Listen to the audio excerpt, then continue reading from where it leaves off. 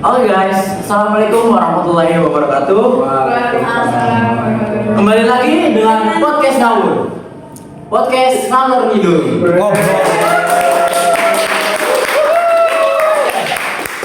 Di sini saya Muhammad Fatih Romawi dan juga Diana Merwati sebagai host pada podcast ngawur kali ini.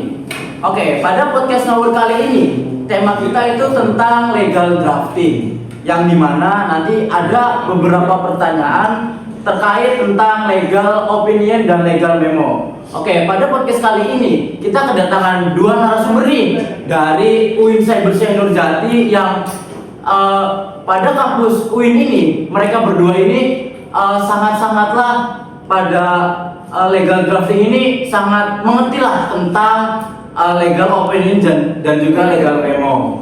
Oke, mungkin bisa memperkenalkan diri dulu daripada kedua narasumber yang ada di sini. Oke, sebelumnya terima kasih buat dari podcast Ngawur, Mas Fatir dan Mbak Ambar udah mau undang kita berdua ya.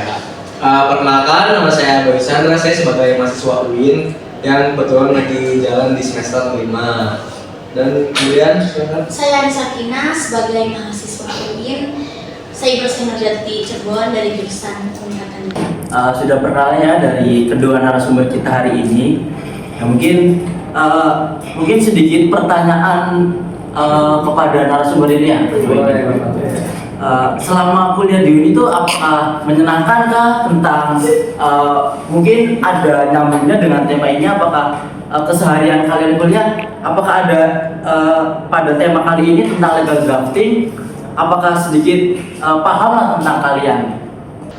ya mungkin kita di keseharian di UIN ini sedikit sesuai sih sama judulnya, ngawur. Kita di kampus jadi ngawur. Mungkin kadang belajar emang hukum, kadang mungkin belajar yang menurut saya sih gak perlu ya. Cuman kalau bicara legal drafting mungkin kita mendalami lah di UIN ini. Baik, mungkin sebagai pembuka awal ya dari podcast ngawur ini, mungkin saya ada pertanyaan pertama. Oke, sebagai pembuka, menurut kalian berdua apa sih yang dimaksud dengan legal drafting dalam praktik hukum di Indonesia? Nah, legal drafting itu sendiri itu merupakan kegiatan penyusunan dokumen, Mas Fatir. Nah, dokumen hukum ini secara sistematis dan untuk terstruktur, yang mana tujuannya itu untuk menerjemahkan norma hukum ke dalam bentuk tertulis yang memiliki kepastian, kejelasan, dan kekuatan hukum. Nah, terus dalam praktik legal drafting juga, Mas Fatir, itu tuh mencakup penyusunan kontrak, perjanjian, legal opinion, dan legal memo. Sebagai kegiatan ini, jadi kegiatan ini tuh berkaitan erat dengan dengan fungsi advokat sebagai jasa hukum sebagaimana diatur dalam Undang-Undang Nomor 18 Tahun 2003 tentang advokat. Oke, berarti sangat besar itu legal drafting itu sangat membantu banget buat para advokat lah ya, bagaimana cara-caranya ya, cara membuat segala macam dokumen gitu ya. Baik, lanjut ke pertanyaan kedua ya. Sebelumnya kalian kan tadi menyebutkan mengenai legal opinion dan legal memo. Nah, mungkin kalian pada tahu nih legal opinion itu apa gitu, bisa dijelaskan dengan legal memo juga.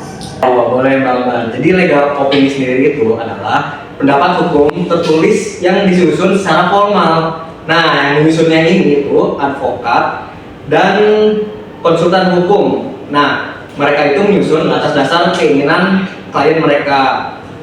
Nah, kemudian si legal opinion itu tidak asal disusun sebelumnya. Jadi sebelumnya itu para konsultan hukum dan advokat itu menganalisis peraturan-peraturan perundang-undangan di Indonesia yang ada, sama jurisprudensi dan doktrin hukum. Yang mana legal opinion ini digunakan untuk kebutuhan para klien mereka. Mungkin bisa buat urusan bisnis dan lain-lain gitu, Bang. Oh, baik. Jawabannya sangat memuaskan sekali ya. Mungkin dari teman-teman juga pada paham semua ya nih ya. Oke, mungkin bisa dilanjut ya langsung ke pertanyaan berikutnya saja ya.